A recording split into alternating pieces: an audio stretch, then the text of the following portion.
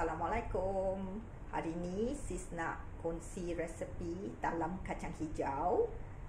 Resepi ni permintaan daripada sis Hanisa untuk sis buat resepi talam kacang hijau. Okey, talam kacang hijau ni resepinya terbagi kepada dua bahagian, lapisan bawah dan lapisan atas. Okey, sis akan gunakan sukatan cawan. You all boleh gunakan apa jenis cawan, asalkan bila you gunakan cawan tu, you gunakan cawan yang sama untuk sukatan gula, santan dan sebagainya. Okey, dan sis akan gunakan loyang berukuran 7 kali 7 inci punya loyang. Okey. Okey, kita mulakan dengan lapisan bawah.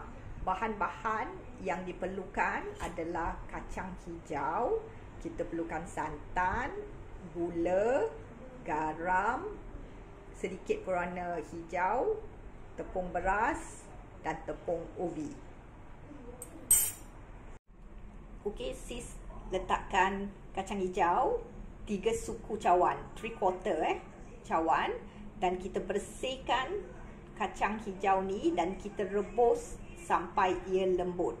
Okey, yang ini sekarang sis tengah rebus kacang hijau sampai dia kembang dan lembut. Lepas tu kita akan lenyek dia kasar-kasar. Okey, kacang hijau yang sis rebus sekarang dah kembang. Semasa you all rebus kacang hijau, kalau air kurang tambah air. Okey, sampai dia kering dan kembang. You all ada dua pilihan, sama ada you nak lecek dia, kasih lenyek dia dengan garpu, ataupun you all nak gunakan food processor. Sis akan gunakan food processor dan kisar dia kasar-kasar.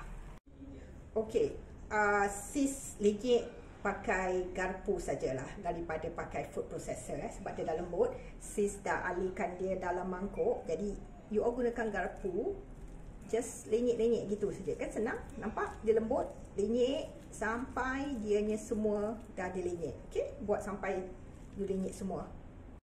Okey, sis dah habis lenyekkan semuanya.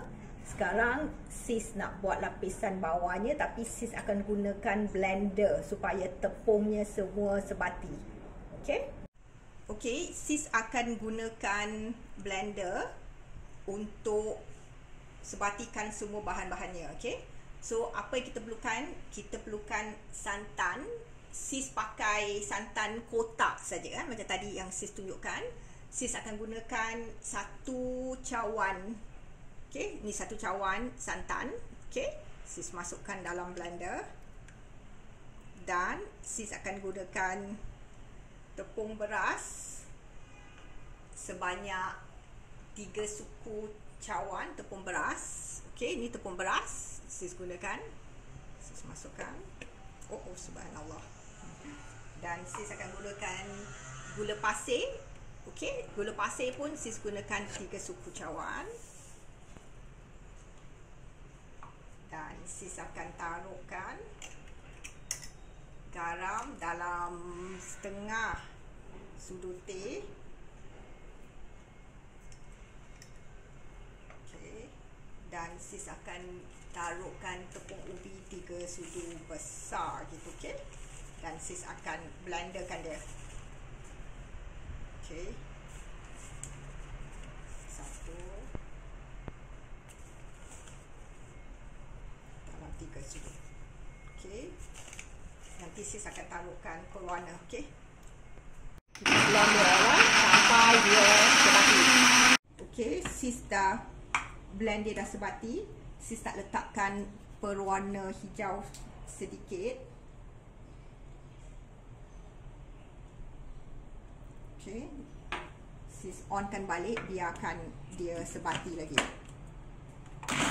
Okey, sis akan taruhkan kacang hijau yang sudah dilenyek ke dalam loyang ni. Okey, lepas tu sis akan taruhkan yang dalam blender ni, tuangkan ke dalam dan kacau. Okey. Kita dah taruh semua kacang hijau kat dalam loyang. Yang tadi tu kita just tuangkan dia ke dalam loyang dan nanti kita gaulkan dia sampai dia sebati. Okay you all, sis dah gaulkan dia rata. Now, okay by the way, sis taruh plastik di dalam loyang supaya memudahkan untuk angkat dia. Bila dia dah masak nanti, sis dengan mudah boleh tarik dia keluar daripada loyang ni.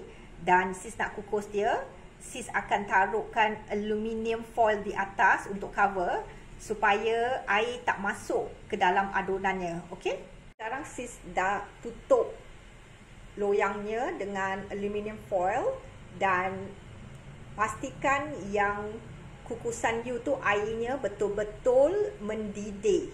Okay? Dan kita akan kukus lapisan bawah ni selama 30 minit. Okay, kita masukkan dalam kukusan dan kukus selama 30 minit. Okay you all, sementara menunggu lapisan bawah dikukus selama 30 minit, kita boleh mulakan untuk membuat lapisan atas.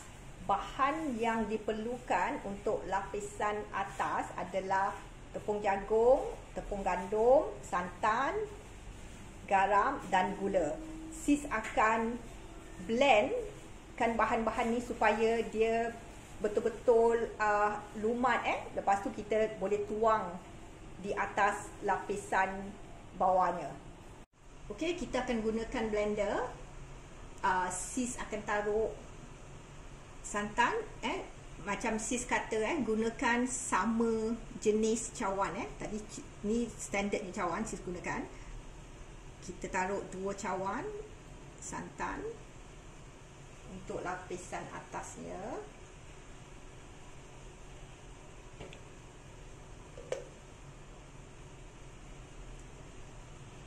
Dan sis akan taruhkan tepung gandum sebanyak setengah cawan. Dan sis akan taruhkan tepung jagung 1 sudu besar. Tepung jagung ni akan jadikan dia macam kenyal-kenyal lah kalau tak ada lembik. Tepung jagung 1 sudu besar. Okey, sis akan taruhkan garam dalam setengah sudu teh, kasih dia lemak. Okey, dan sis akan taruhkan gula sebanyak 1 sudu besar.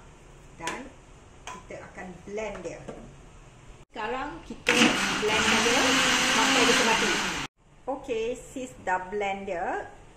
Jadi nanti kita tunggu lapisan bawahnya masak dan kita akan tuangkan ke atasnya. Okey, sis dah keluarkan daripada kukusan, dah 30 minit. Sekarang apa kita buat? Kita cocok-cocok dia kan. Nampak dia dah masak kan? Kita cocok dia sikit supaya bila kita taruh lapisan yang di atas nanti, okey, ia akan melekat lah. Okey, kita buat ni sampai habis. Okey, sis dah cocok dia dengan garpu. Sekarang kita tuangkan lapisan di atas.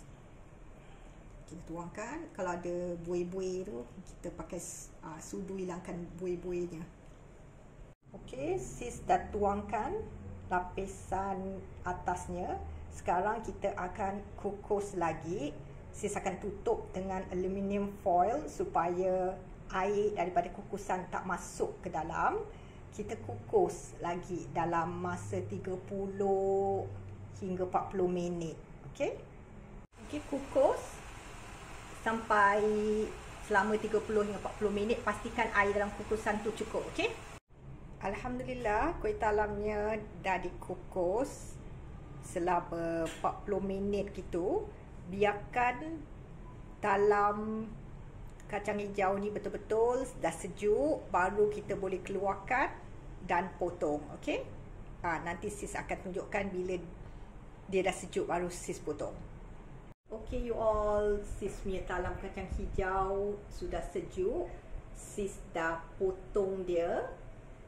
Dan nampak kan dia 50-50 putih, di atas santan, yang bawah tu yang kacang hijau.